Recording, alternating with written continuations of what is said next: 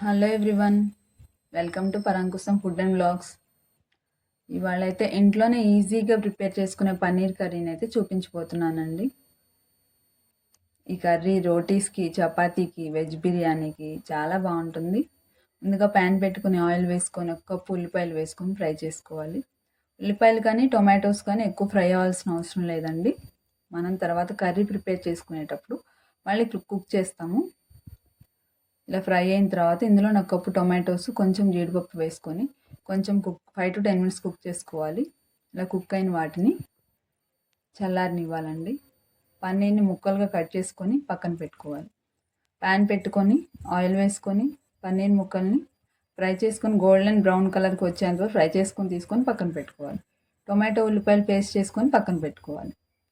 అదే ప్యాన్లో కొంచెం ఆయిల్ వేసుకొని హీట్ అయ్యాక దాల్చిన చెక్క, యాలకులు, లవంగాలు, బిర్యానీ ఆకు, కొంచెం జీలకర్ర వేసుకొని ఫ్రై చేసుకొని గ్రీన్ చిల్లీ కూడా వేసుకొని ఫ్రై చేసుకోవాలి. అలా ఫ్రై అయిన తర్వాత 1 స్పూన్ అల్లం వెల్లిపాయ పేస్ట్ వేసుకొని ఫ్రై చేసుకోవాలి. అల్లం వెల్లిపాయ పేస్ట్ ఫ్రై అయిన తర్వాత మనం ఈ టొమాటో ఆనియన్ పేస్ట్ ఉంది కదా, అది వేసుకొని ఫ్రై చేసుకోవాలి.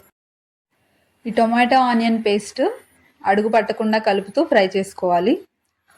ఈ పేస్ట్లో ఆయిల్ రిలీజ్ అయ్యేంత వరకు ఫ్రై చేసి ఆ తర్వాత కొంచెం పసుపు, టేస్ట్కి సరిపడా సాల్ట్, కారం వేసుకోవాలి. వేసుకొని అంతా కలుపుకొని ఫ్రై చేసుకోవాలి.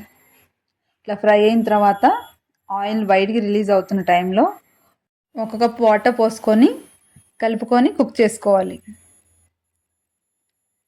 ఈ గ్రేవీలో వాటర్ పైకి తేలుతూ ఆయిల్ రిలీజ్ అవుతున్న టైంలో మనం ఫ్రై చేసి పెట్టుకున్న పన్నీర్ ముక్కలు ఉన్నాయి కదా, అవి వేసేసుకోవాలి.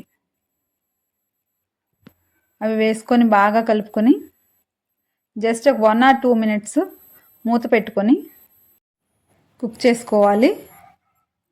ఆ తర్వాత ఆయిల్ పైకి రిలీజ్ అవుతున్నప్పుడు ధనియాల పొడి, గరం మసాలా, కొంచెం కొత్తిమీర వేసుకొని కలుపుకోవాలి.